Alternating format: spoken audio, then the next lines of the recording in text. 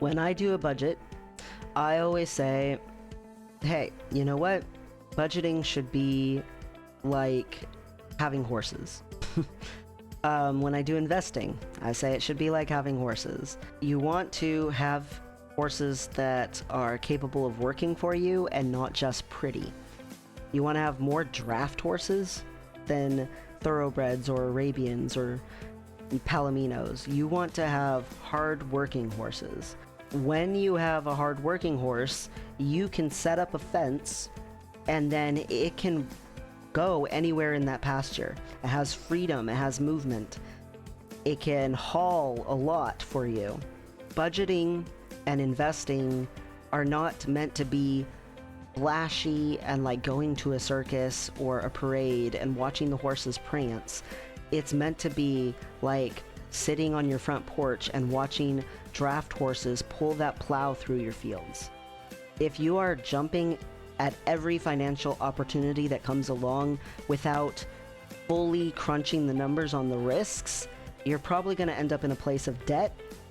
And if you are someone who is steady and methodical and consistent about their investments, about their budgeting, you're probably going to end up in a place of prosperity. There are the people that we like to focus on who did get lucky and who did go into a risky investment, and we are like, wow, how did they do that? And we don't accept that they just got lucky. We think, wow, there must be some sort of hidden methodology there, and if I latch onto it, I can do that too. And so we get scammed by like snake oil salesmen and, you know, multi-level marketing schemes, and you get thrown over by basically gambling. And you don't want to gamble with your life. You don't want to gamble with your money. In reality, you want to be able to trust that your life's going in a good direction. You want to be able to trust that your money is going in a good direction. You close your eyes and you imagine a peaceful place for you.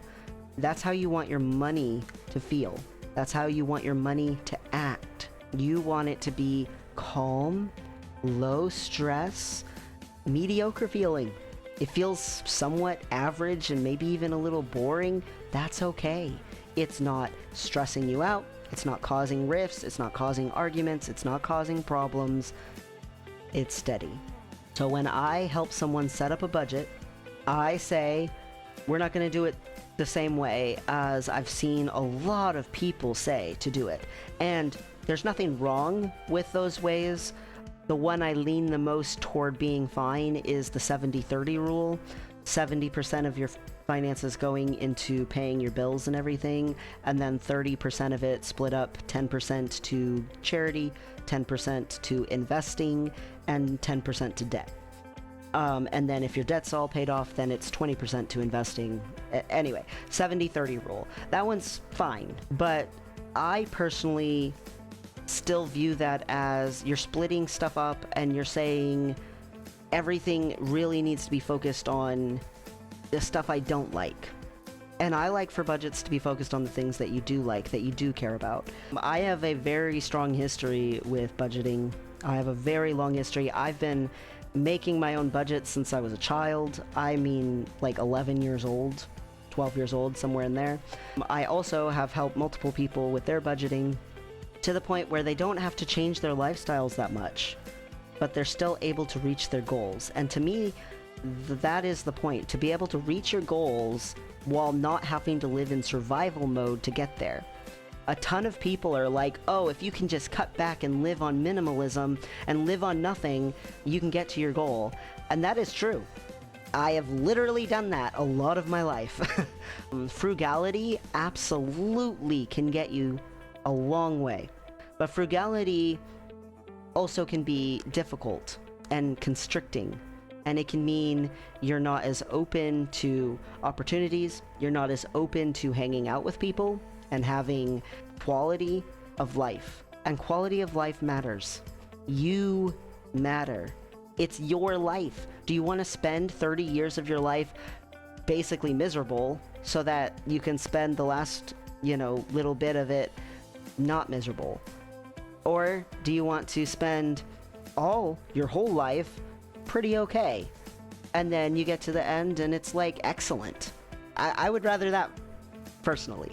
I have done the whole hardship thing most of my life, and it ain't fun. It ain't fun at all. So to me, it's about functionality and consistency. And as long as you can be consistent, you can maintain functionality pretty much indefinitely. Money should be building your sense of security. It should not be making you anxious.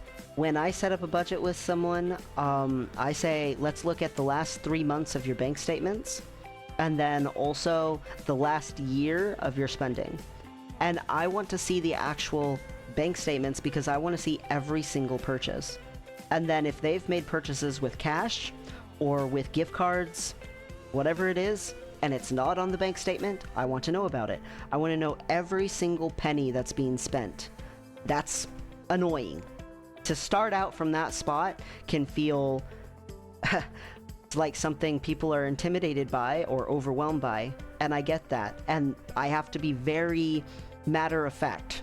I have to be very, this is just scientific. We're just putting all of this stuff in a petri dish. None of this is emotional. Keeping emotions out of doing it helps so much because the other person is on the verge of an emotional situation. So keeping things de-escalated while doing this is an extremely important thing. If you go to look at your last 3 months of finances and you're like cringing and you're feeling tense, try very hard to channel that emotion into cooking something or cleaning something or whatever it is. Take a walk, whatever you need to do to be able to come back from a place of not being emotionally escalated.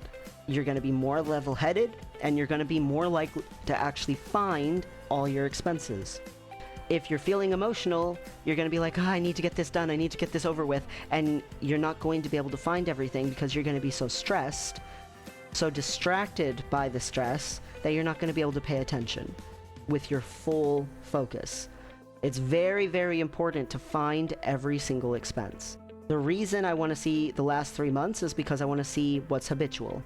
The reason I want to see a year of general expense is because I want to see what kind of emergencies and how much you spend on those emergencies happen.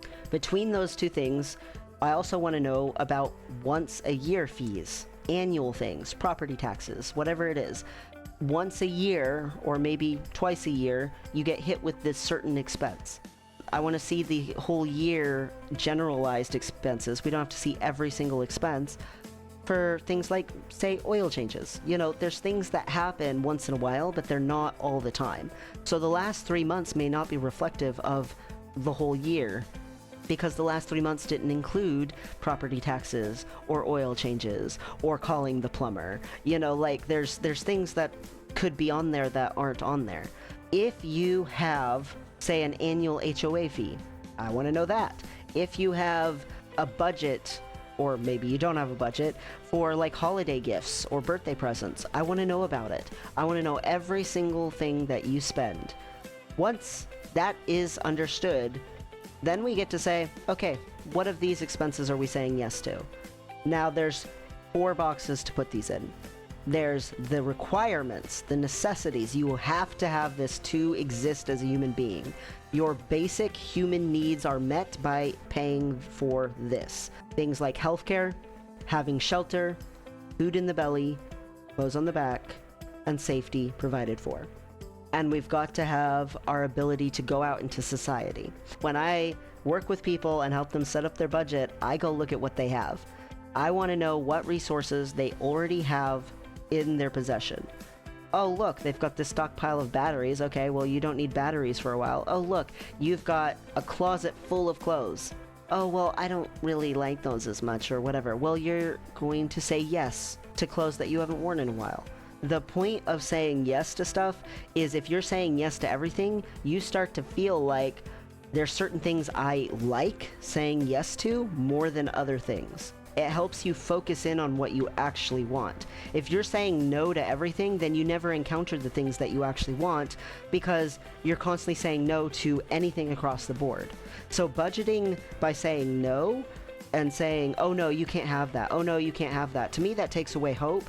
That takes away knowing what you want. And that takes away your ability to create opportunities or to expand, to invest in yourself. And investing in yourself is the point. The whole time you're alive, that's the point.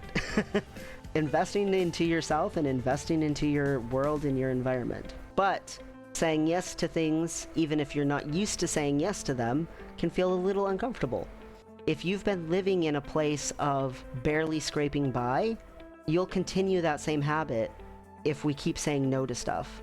If you start saying yes to things and start knowing what you actually want, you can get into a quality of life. A quality of life where the things that you're encountering are things that you actually want, things that you actually care about, things that you want to pursue, things that are important to you. It is so important to get to the point where your life feels fulfilling and like it's filled with quality. Now, saying yes to stuff might have gotten you into debt, but let's be real. Saying yes to stuff wasn't you actually saying yes to stuff, probably.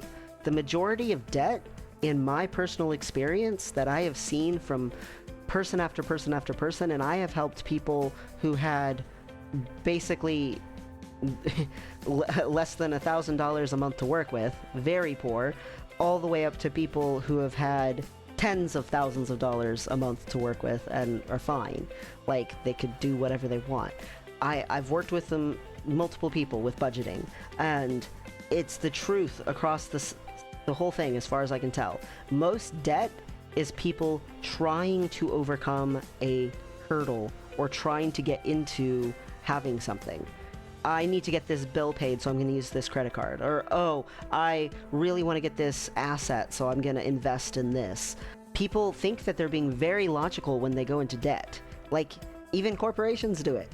They take out a loan because it's tax deductible, makes sense, and the interest rate will be low. And it's lower than the profit I'm going to make off of this, and so it's a good investment. And you can talk yourself into debt. It's not like you're going into debt because the majority of the time, I have met one person who was this way, but the majority of the time, you're not going into debt because you're like, oh yeah, obviously I can't afford anything, but I'm not going to compromise my lifestyle. I'm going to do whatever I want, whenever I want. Screw the consequences. F all y'all.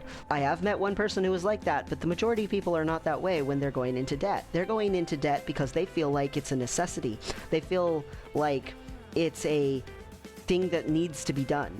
And they might feel like it's a thing that needs to be done for them to succeed later on. Or they might feel like it's a thing that needs to be done to get past this moment, and they'll worry about it later.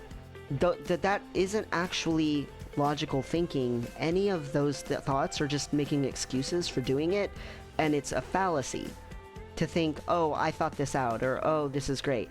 In reality, if you have not crunched every single number with the debt and made sure that the value has the highest odds possible to make a return on that investment and the debt to be totally worth it, you probably haven't logically thought it out. You're probably making an emotional decision instead of a logical one, even when you're telling yourself it's a logical one. If you aren't actually crunching all the numbers involved in the situation, math isn't always fun. Math is even intimidating for a lot of people. But if you haven't done the math, you're probably not making the right choice. You're probably making a choice based on an insecurity. And the insecurity might be, I don't know how I can accomplish this without going into debt. The insecurity might be, my kids are never going to look up to me if I don't take care of them with this. Might be, my business will never grow if I don't do this. A place of insecurity means that you're saying no to the right things and you're leaping to the wrong things because you're scared. Saying yes to what you want is significantly more important than saying no to things that might be expensive. Yes means I don't have to be afraid, so I can think this all the way through. Yes means I can experience this fully and know if I actually want this in my future. Saying yes is an extremely important thing to do, but the one thing you're not saying yes to is going into debt. because debt is a form of saying no. Debt automatically means, no, I did not have enough. Debt automatically means, in any situation, nope, I didn't have that. That's sucky. That doesn't feel good. That's not nice. It's certainly not nice to treat yourself that way.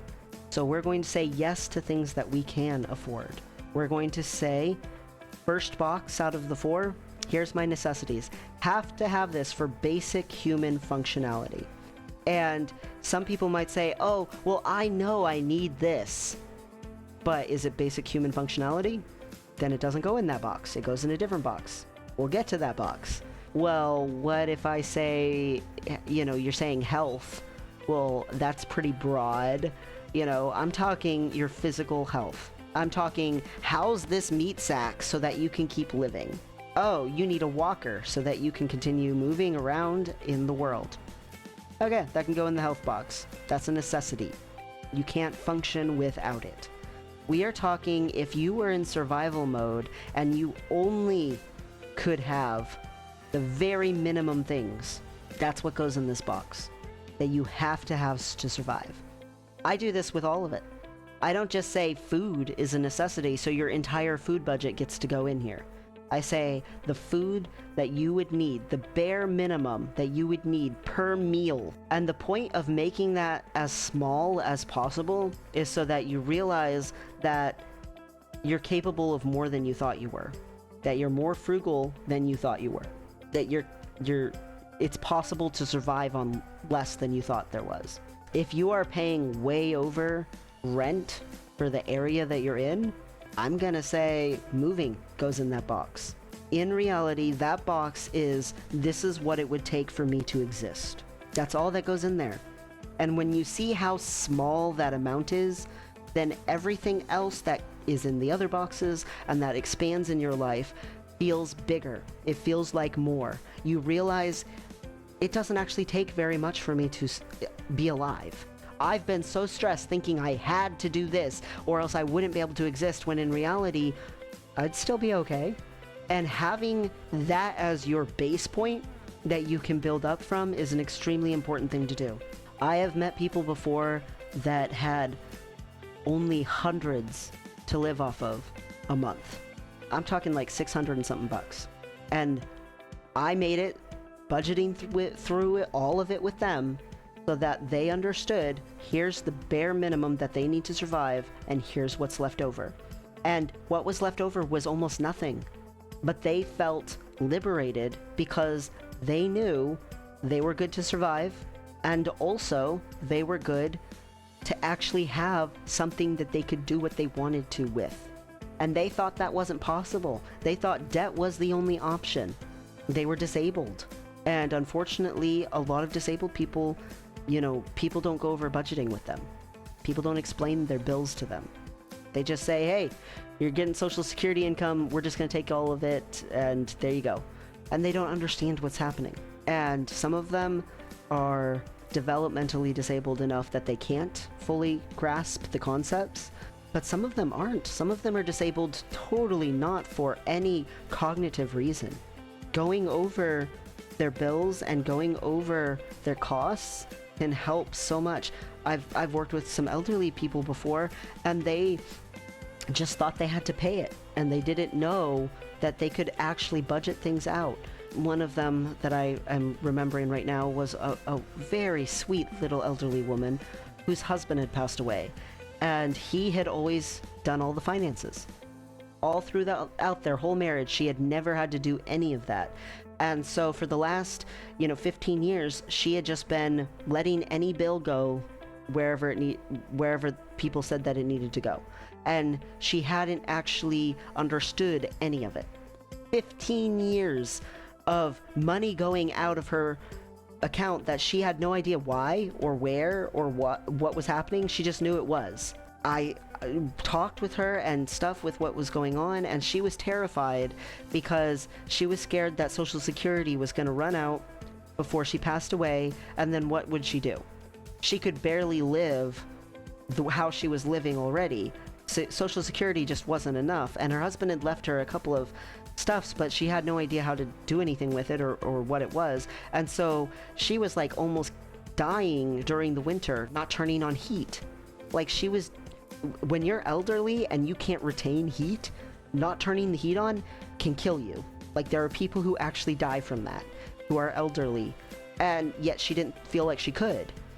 And so looked at her budget, and so much of her money was going to places that she had no idea.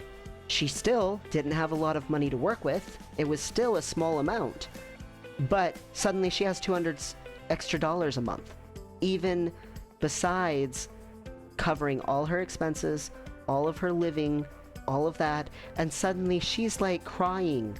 This sweet little old woman is crying because she's realizing, you know, she had been feeling guilty because she had been getting plants for her garden over time, even though she knew she couldn't.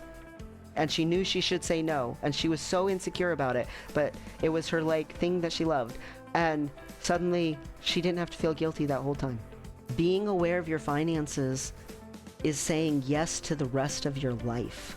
It's opening up the rest of your life. When you can trust what's happening with your money, and when you can feel secure about what's happening with your money, and when you realize how little you need to live off of, you realize that there is extra, and there is something there, and it might be small, but oh my gosh, I thought I had nothing. When I have worked with people who are not so poor, when they see how little the bare minimum actually is, sometimes they find it a little eye-opening. They find it a little sickening sometimes, how much they've been over-consuming compared to how much they actually need to survive. And it actually helps them make better choices and habits in the future that are less destructive for society and the planet.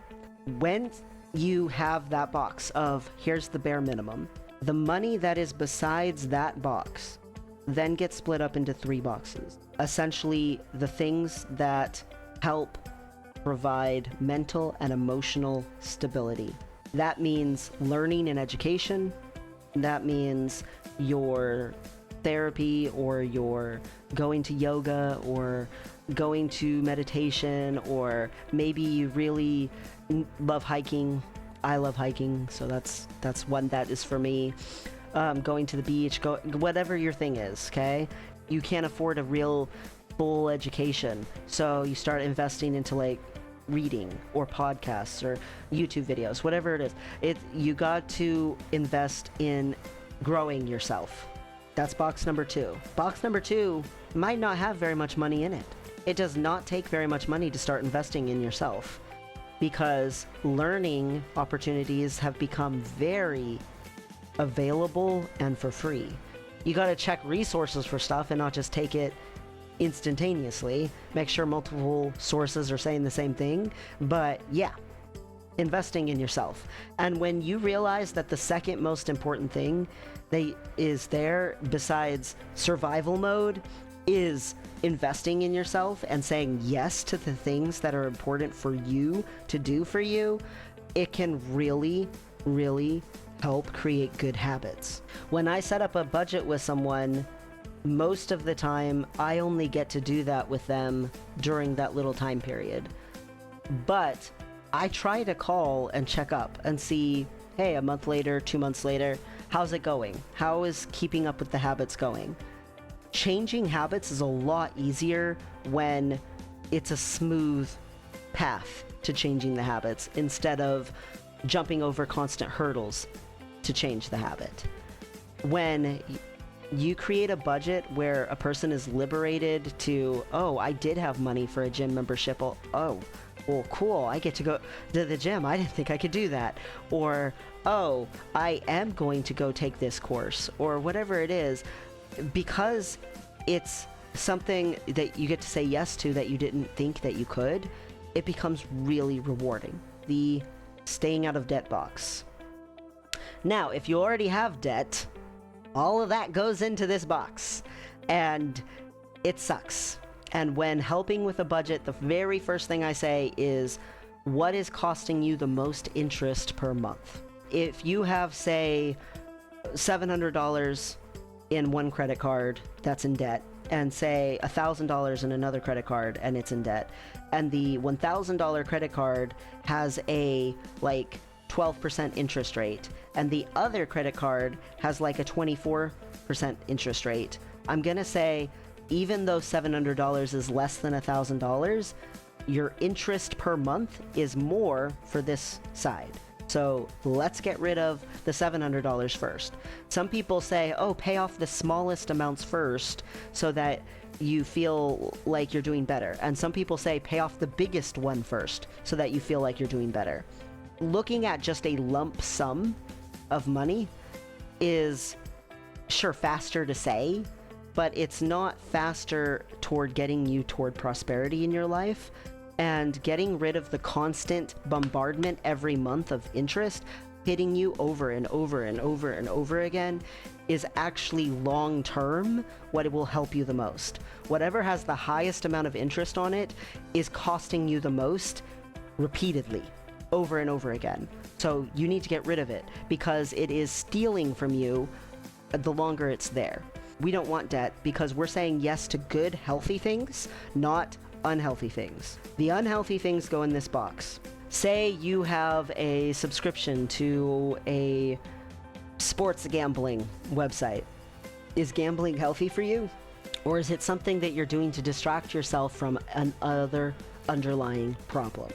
Is it creating security with your money to gamble on that sport betting website? No. So we need to chop off that subscription because you don't actually want that. We need to stop gambling with the money, and we need to say, this debt over here needs to be taken care of. We don't want to end up in debt because of this gambling. This box is an extremely important box because knowing what you want helps you know what you don't want. This box also contains the things that you don't want that are items. You know what? I don't actually want my car. I barely use it. I only use it to drive to work or the grocery store, and there is a bus stop very close to my house, and it goes to both those places. My car loses value every single year that I have it. My car has a car payment that is killing me, and my car costs gas money or charging, whatever it is, it's too expensive. I cannot actually keep the car in good faith because it's not good for me. It's not healthy for me. It's stressing me out. It's not gaining me anything. And quite frankly, it's not good. It's not creating positive momentum. So the car goes in that box to be gotten rid of. You have a closet of way too many clothes. Can you sell some of them? Donate some of them? Having clutter all around is a way of keeping you constantly distracted from insecurity. Again, we want our money to create security. The box for taking it out doesn't ever actually go away. You pay off the credit cards, you get out of debt, pay off the mortgage, whatever it is, that box will always be there because it's the box for things you don't want. It's the, you know what, I've sorted through my clothes and you know what, here we are retired, mortgage paid off, everything's good, and this habit is still here. I never use these old windsailing gear anymore. I don't windsail. Why am I still keeping this? I should sell this and get rid of this. Make a couple of extra bucks. Someone else can enjoy it, and it's not cluttering my life. You never actually take that box out of your budget. It's the box for, why would I want this? So you've got your first box, necessities, the bare minimum to survive. Your second box, these are the things that actually help me, benefit me, grow me. And then your third box, debt, stuff I don't want, stuff I don't care about. It's okay to get rid of. I have this person at work that's just constantly harping at me. You know what? Maybe I need to switch jobs. Most people only get like a 3% raise a year if they stay at their job, and they can get a 7% or higher raise just by switching to working at another place within the same career. Taking all that experience and offering it to another place, they'll probably pay you more. So automatically you're doing something financially secure for yourself, but also you might be getting away from a toxic work environment. Doing something good for yourself. This is the box of, yes, it's okay to not continue. Yes, it's okay to quit. I am a winner because I'm quitting this. Let's get rid of it. The fourth box is investing into external stuff. Okay? So this is your splurge money for buying random fun things, or going traveling, or going ahead and investing into your retirement accounts, investing into having a business, investing into real estate, investing into a future house. This is save up and get cool stuff. You know what? Maybe you can't buy right away. You have to save up, and then you can buy a cool, good phone, or a computer that actually doesn't lag all the time and works. You know, like, this box is for long term, and you want to set aside this box into 3 categories. Your very long term, like retirement long term category, your semi long term, might take a few years category, and your this is my splurge money I can spend right now. The splurge money that you can spend right now needs to be less than 20 to 30% of how much money is in that box. You've got a budget of, yes, you can spend it on whatever silly thing you want to. Oh my gosh, I found zebra ear headbands and I'm gonna go buy them because I feel like it. I got drunk and bought, I literally know someone who did this, ice cube trays that make the ice cubes look like little Death Stars. And he actually started using that, even though he had bought it as a drunk purchase. He loved his drunk purchase, and he used that on dates when he would meet women. And if they noticed the Death Star and thought, oh wow, cool, I also like Star Wars, he thought, yes. If she saw the Death Stars and she was like, really? Childish much? He'd be like, not going on a date with you again. So he actually really loved his drunk purchase, but he had the splurge money to make the drunk purchase. It was okay. It was okay for him to buy something that was just fun because it was in the splurge budget. So the splurge budget is everyone's favorite part of budgeting. But you're not just investing in you right now. You're also investing in you in the future. So a few years from now, maybe you're saving up for that cool computer, or maybe 5 years from now, you want to put a down payment on a house, something like that. Okay, that's gonna be 50% of this. That means another 20 to 30% of that box is going into long-term retirement money, investing into a Roth IRA, investing into your 401k, doing price matching with your boss if you can. That would be awesome. That means investing into your future self and getting some sort of momentum going toward long-term older you who can't work as hard because your body needs rest. So 4 boxes. Every single person I've ever worked with and done budgeting this way, not only did the budget help them right that second, but the budgeting, explaining it this way, doing it this way, going over it this way, helped them long term. I know people that I helped with their budget years ago, and they still are practicing this same methodology. It's easier to change a habit when it comes to spending, when it comes to eating, when it comes to exercise. It doesn't matter what it is. It's easier to change a habit when you're not doing it from a place of constriction. You're not doing it from a place of barriers and hurdles. You're doing it from a place of growth. You're doing it from a place of wealth. You're doing it from a place of excitement. You're doing it from a place of momentum. When you feel secure, you are so much more capable. When you feel insecure, you are so much more anxious and stressed. Money can help you feel secure. Money can help you get to where you want to go. Money can be your ally. It can be your biggest supporter, your cheerleader, trying to propel you forward and goes to all your games and is excited to see you succeed. It can help you get that fulfillment that you want in your life, that we're all looking for in our lives. Have a sense of saying yes to what you want as you're building your budget. Because saying yes to what you want as you create a budget makes the budget less scary. It makes the budget more personal and more beneficial.